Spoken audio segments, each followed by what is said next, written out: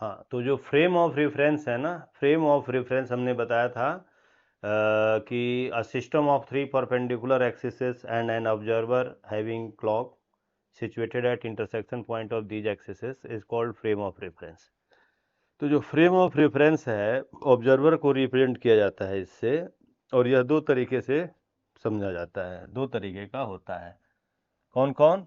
तो inertial frame of reference and non inertial frame of reference, यानी inertial frame of reference और non inertial frame of reference.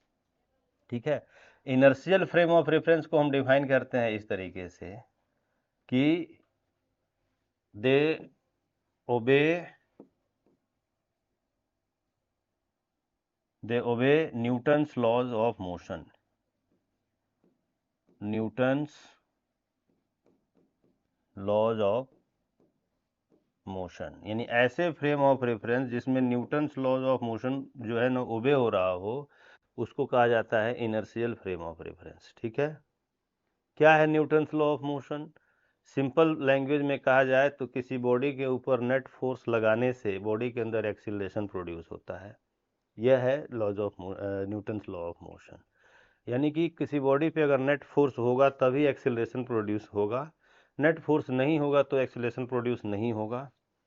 अगर हम किसी frame of reference से देख रहे हैं किसी बॉडी के मोशन को, और वो बॉडी न्यूटन्स लॉ को ओबे कर रही है, तो इसका मतलब हमारा जो फ्रेम ऑफ रेफरेंस है वो इनर्शियल फ्रेम ऑफ रेफरेंस है। अच्छा, जो नॉन इनर्शियल फ्रेम ऑफ कि दे do not obey, they do Newton's laws of motion. Newton's law, कैसे Newton's law of motion obey नहीं होगा? कि अगर किसी बॉडी के ऊपर तुम्हें बिना नेट फोर्स का ही एक्सीलरेशन दिखता हो, बिना नेट फोर्स का तो एक्सीलरेशन हो नहीं सकता, इसका मतलब कि वहाँ पे Newton law of motion obey नहीं हो रहा है। तो इसको हम एग्जाम्पल से समझेंगे तब बात समझ में आएगी। देखो, इसको आप नोट कर लिए, नोट कर लो।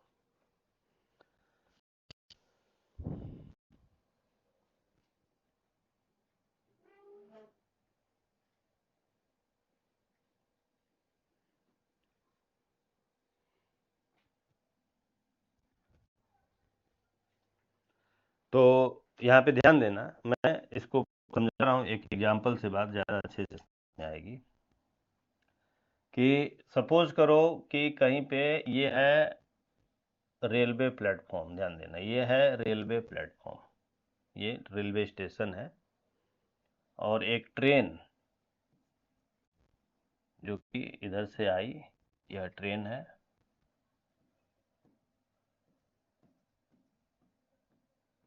यह ट्रेन है,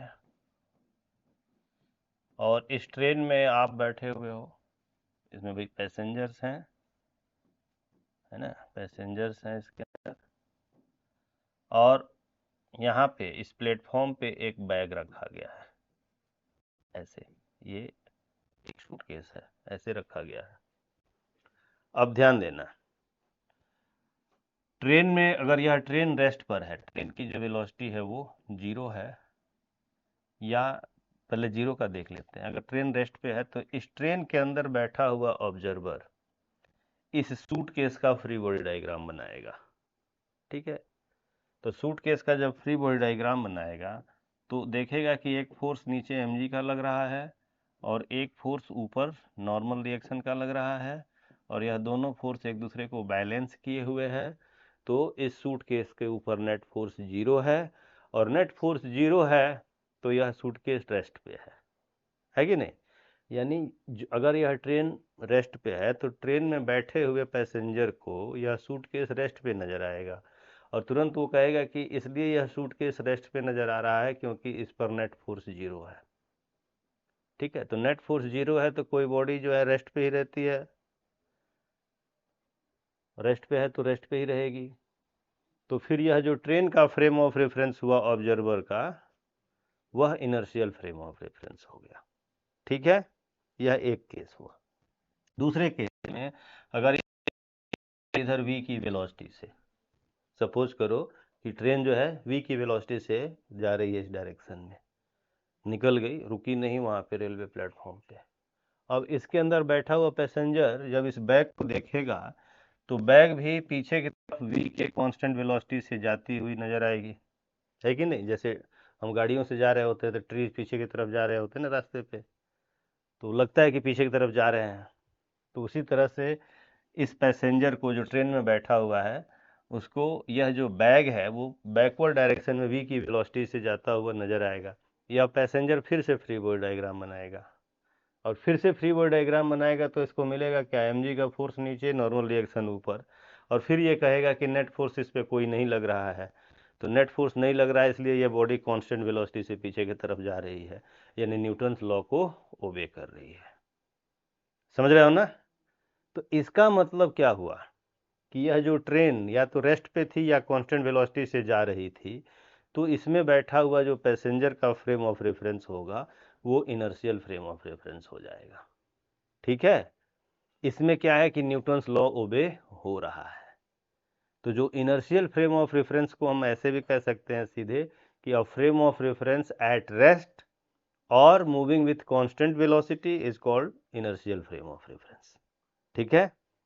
इस बात को आप पीछे वाले में लिख सकते हो, मैं एक बार पीछे बैक कर दे रहा हूं कि a frame of reference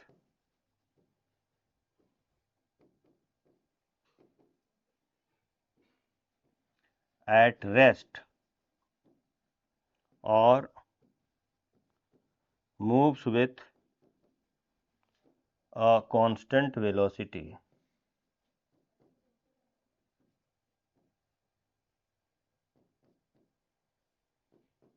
is called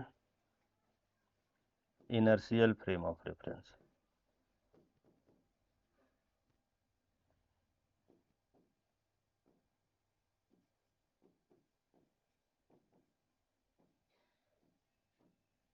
ठीक है? तो ऐसा फ्रेम ऑफ रेफरेंस जो रेस्ट पे हो या कांस्टेंट वेलोसिटी से मूव कर रहा हो, वहाँ पे अगर ऑब्जर्वर बैठा हो और किसी बॉडी के मोशन की स्टडी करेगा तो वह बॉडी जो है न्यूटन्स लॉ को ओबे करेगी और वह फ्रेम ऑफ रेफरेंस जो है वो इनर्शियल फ्रेम ऑफ रेफरेंस कहलाएगा। अब देखो,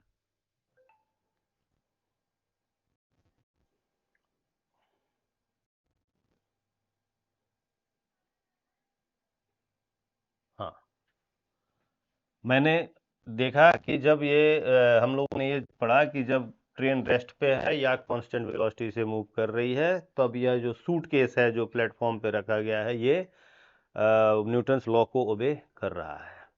अगर यह ट्रेन एक्सिलरेट कर रही होती तो एक एक्सिलरेशन आगे की तरफ जा रही होती तो इसके अंदर बैठे हुए पैसेंजर को यह बैग पीछे की तरफ एक एक्सिलरेशन से जाता हुआ नजर आता।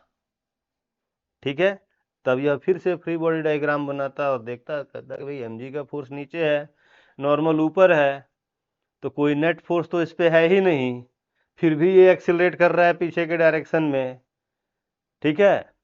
तो इसका मतलब कि इस सिचुएशन में न्यूटन लॉ ऑफ मोशन जो है वो भी नहीं हो रहा है, बिना नेट फोर्स का ही एक्सिलेशन दिख रहा है कि नहीं?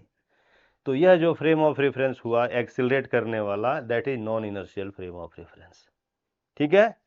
अब non inertial frame of reference में बैठ करके जब ऑब्जर्वर मोशन की स्टडी करता है तो बेवजह एक फोर्स उसको दिख जाता है पीछे के डायरेक्शन में, जो भी इसका एक्सेलरेशन है उसके पीछे के डायरेक्शन में इसको एक फोर्स अपीयर होता है, लगता है कि एक फोर्स है, और इसी फोर्स को शूडो फोर्स कहा जाता है। ठीक है? This is called pseudo force. तो इस बात को भी आप लिख सकते हो, मैं बैक कर दे रहा हूं कि of frame of reference, an accelerated frame of reference, an accelerated frame of reference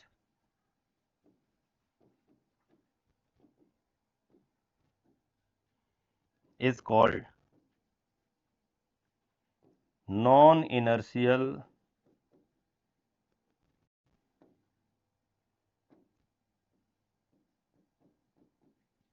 frame of reference.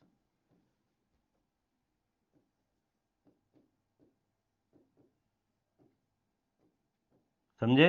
Accelerated frame of reference क्या है? Non inertial frame of reference कहलाता है। क्योंकि जब एक्सिलरेटेड फ्रेम ऑफ रेफरेंस से बैठ करके हम किसी बॉडी के मोशन की स्टडी करते हैं तो उस बॉडी के का जो एक्सिलरेशन है वो हमारे एक्सिलरेशन के अपोजिट डायरेक्शन में दिखता है, और विदाउट नेट फोर्स, बिना नेट फोर्स का ही दिख जाता है। तो फिर हम कहते हैं कि बिना नेट फोर्स का एक्सिलरेशन तो जनरेट हो नहीं सकता, प्रोड्यूस हो नहीं सकता। इसका मतलब यह न्यूटन्स लॉ को ओबे नहीं करता। तो न्यूटन्स लॉ को ओबे नहीं करता तो फिर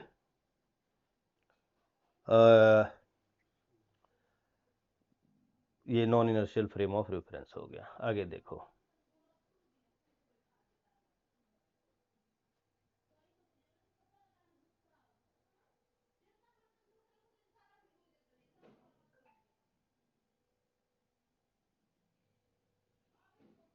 हाँ, तो अब यहाँ पे एक बात ध्यान देना कि जब यह ट्रेन एक्सीलरेट करते हुए जा रही थी तो इसका जो जो ये जो बैग है प्लेटफॉर्म पे रखा गया सूटकेस है, इसका एक्सेलरेशन अपोजिट डायरेक्शन में इसे नजर आ रहा था बिना ही नेट फोर्स के। ठीक है, तो फिर इसको ना एक फोर्स अपीयर होगा, इसको नजर आएगा कि एक फोर्स लग रहा है पीछे की तरफ, इसी फोर्स को हम शूडो फोर्स कहते हैं। तो हम कह सकते हैं कि force appears appears on a body by virtue of acceleration frame of reference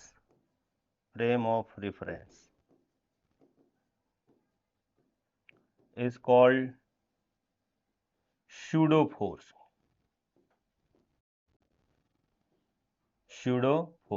false force को कहा जाता है pseudo force। अगर हम ये कहते हैं कि if a be the acceleration of frame of reference,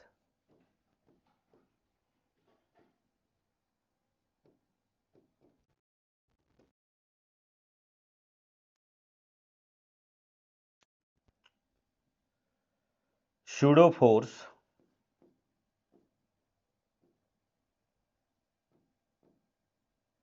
F is equal to minus of m a. Minus of m a क्यों? क्योंकि जो एक्सिलरेशन है उसके अपोजिट डायरेक्शन में। ठीक है जी।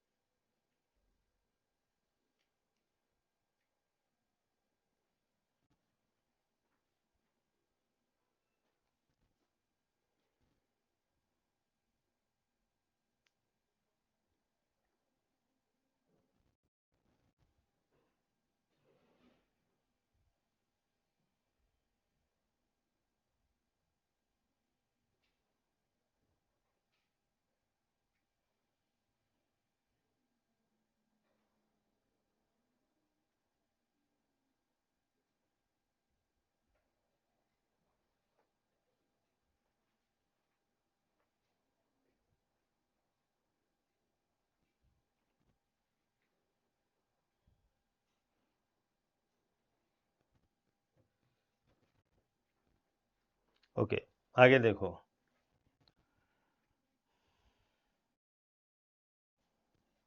एक क्वेश्चन है इसी के ऊपर कि देखो यह एक वेज है। ठीक है, यह एक वेज है, इसका इंक्लिनेशन थीटा है, इसका मास है कैपिटल एम का। ठीक है, इस पर एक बॉडी रखी गई है जिसका मास है स्मॉल एम का, और ये all the surfaces are smooth. ठीक है, क्या है? All the surfaces are smooth, all the surfaces are.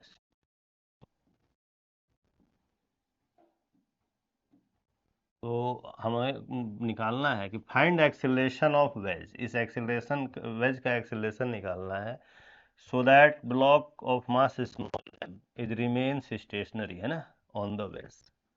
Find acceleration of wedge so that the mass m है ना remains stationary on the wedge, remains stationary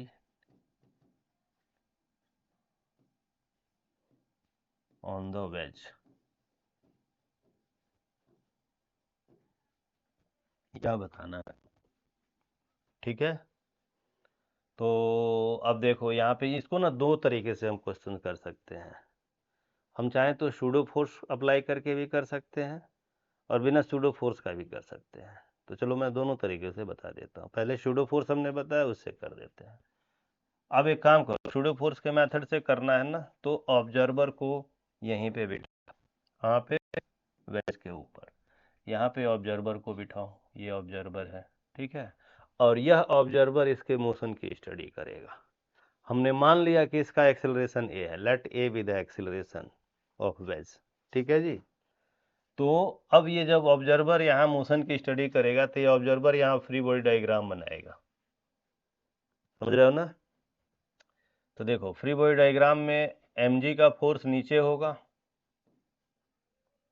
normal reaction force n ऐसे बनेगा surface के perpendicular, और चूंकि यह खुद जा रहा है तो एक्सीलरेटेड फ्रेम ऑफ रेफरेंस इसका हो गया ना, तो सूडो फोर्स एक पीछे की तरफ लगेगा ऐसे m में, ठीक है। और इन तीनों फोर्सेस को मिला करके नेट फोर्स 0 होना चाहिए, तभी इस ऑब्जर्वर को यह ब्लॉक स्टेशनरी नजर आएगा, ठीक है। बाद में लिख लेना, मैं इसको समझा रहा हूं। तो अब देखो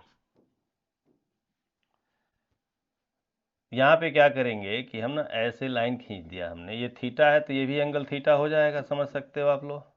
mg का एक कंपोनेंट इधर बनेगा mg cos थीटा, और एक कंपोनेंट बनेगा इधर mg sin थीटा, ठीक है।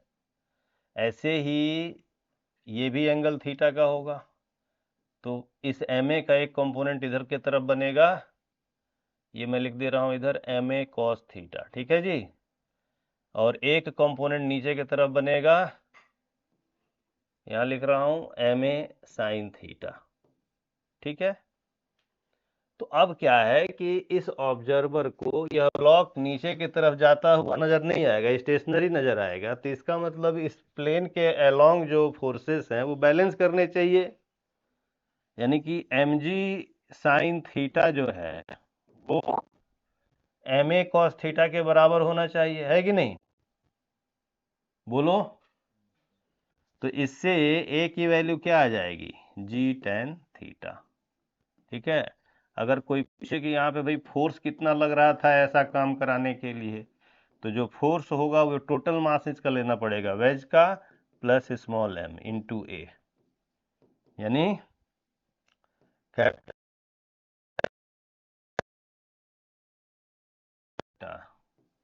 ये आ जाएगा, है समझ में।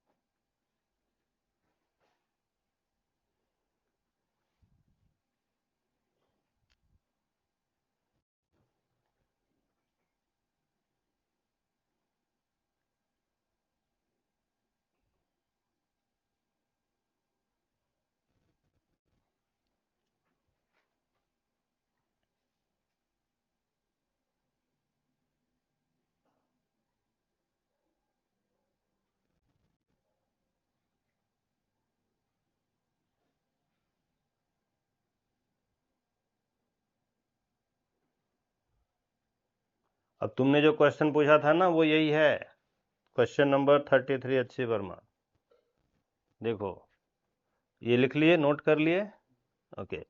तो यह क्वेश्चन ये है जो आपने पूछा था एच.सी. वर्मा का, कि एक वेज है, देखो ये एक वेज है इस तरह से, इसका मास कैपिटल M है या M डैश है, इसके ऊपर एक मास स्मॉल m का ये ब्लॉक रखा गया है, यह थीटा के एंगल पर इंक्लाइंड है, यह पूरा ग्राउंड सरफेस है, यहाँ से स्ट्रिंग से, है ना, एक पुली के थ्रू एक मास जो है ये कैपिटल एम का लटका दिया गया है।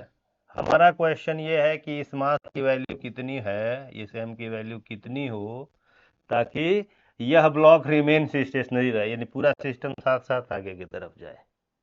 ठीक है जी। तो फिर हम कहेंगे क्या, यहाँ पर मान लो कि यह फोर्स बनेगा mg नीचे और टेंशन T ऊपर, तो यह जा नीचे की तरफ रहा होगा ना, तो हम सीधे यहाँ पे कहेंगे कि mg minus T is equal to, मान लो ये एक एक्सेलरेशन से नीचे जा रहा है, तो is equal to m into a, पहला इक्वेशन। ठीक है,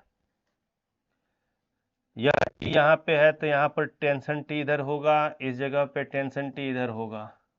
तो अभी हमने जो किया क्वेश्चन, और बाकी क्या है, ये फोर्स अगर हम निकाल लेते हैं इसके ऊपर जो है ना, इसका एक्सेलरेशन, एक्चुअली अगर ये एक्सेलरेशन ए है तो इसका भी एक्सेलरेशन आगे की तरफ ए का होगा।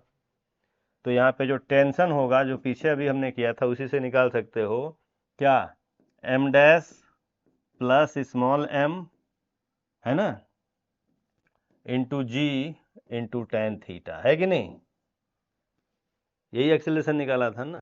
तो ये टेंशन आ गया, अब इसकी वैल्यू यहाँ पुट कर दो, तो m g minus m dash plus small m into g tan theta is equal to m ए।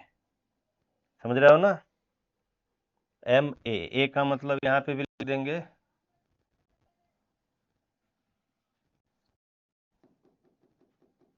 यहाँ पर भी लिख देंगे क्या, M into g tan theta.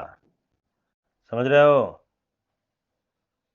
तो इस पूरे को इधर भेज दो, हमको एम पूछा गया है, तो हाँ, और जी को कॉमन लेके काट सकते हो, है ना। तो एम इज इक्वल टू क्या होगा, नहीं, एक एम जी है इधर भी, एक काम ऐसे करते हैं,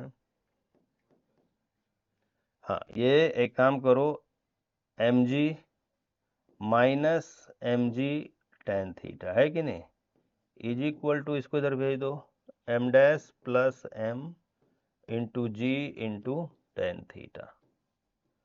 तो क्या होगा, इसमें से हमसे हमें एक्चुअली एम निकालना है, तो एम की जो वैल्यू होगी, यहाँ से हमने क्या किया, जी को कॉमन लेके काट दिया, वन प्लस टेन थीटा आया इधर, तो यह जाए plus m into tan theta upon one minus tan theta, ये आंसर आ गया। समझ में आया। तो ऐसे कोई भी क्वेश्चन, जो पीछे वाला क्वेश्चन था वो बिना सूडो फोर्स का भी मैं करवा देता हूँ, देख लो, बैक कर रहा हूँ मैं। इसको हम क्या कर सकते हैं कि अगर ऑब्जर्वर यहाँ बिठा के देखें, है ना, तो भी इसको सॉल्व किया जा सकता है। तो अब इसमें क्या होगा कि इस ऑब्जर्वर को इसका एक्सेलरेशन ए इधर की तरफ नजर आएगा ऐसे, ठीक है, तो इसको भी में के कंपोनेंट जो है ना वो रिसॉल्व कर ले, एक नीचे की तरफ एक ऊपर की तरफ, समझ रहे हो। तो जो इसके डायरेक्शन में कंपोनेंट वो नेट एक्सेलरेशन इसको दे, तो उससे भी कर सकते हैं। तो कहने का मतलब कि हम सूडो फोर्स अप्लाई करके भी कर सकते हैं और बिना सूडो फोर्स का भी कर सकते हैं। ठीक है जी, क्लियर, सूडो फोर्स का कॉन्सेप्ट समझ आ गया, ओके।